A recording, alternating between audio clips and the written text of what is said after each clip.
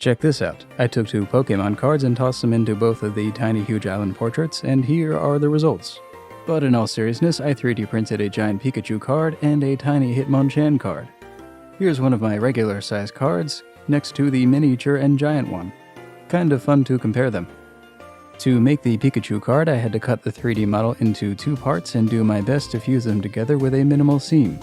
Unfortunately, there was a small hole in my printer's FEP which leaked resin onto my screen, utterly messing up 2 of my prints before I realized what was happening. The third one still had a slight issue at the leak point, but it's fixable and did not warp nearly as much as the other 2. There was still quite a gap between the 2 pieces, so I used my Dremel to try and flatten the 2 sides, only to realize that doing so removed too much material. So I then broke out the old epoxy sculpt and used that to join the 2 halves together. It does not look like much now, but I expect this seam should paint over decently.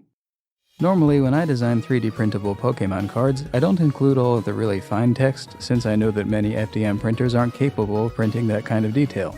But since this is a giant card, I included everything, which turned out great at this size. I have been wanting to make a giant Pokemon card ever since Crafty Kid 3D made a large version of my Zapdos. But I was also getting kind of bored after making so many regularly sized 3D cards, so I wanted to change it up a bit. Maybe next time I'll make some Pokemon card jewelry, like a charms bracelet or necklace or something. For the mini Hitmonchan, I got this holographic nail foil. Now, I have tried and failed to do holography before. I've used mica powders, holographic airbrush spray, and nail powder, and I've even tried to make an imprint of holo foil onto UV curing resin, all of which did not really work.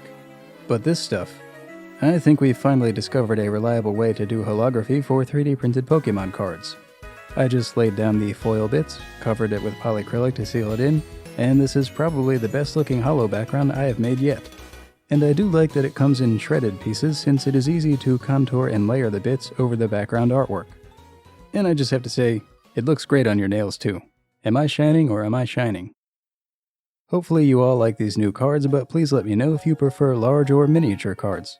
Which one of these is cooler? Sound off in the comments. Thanks for joining and have a minty fresh day.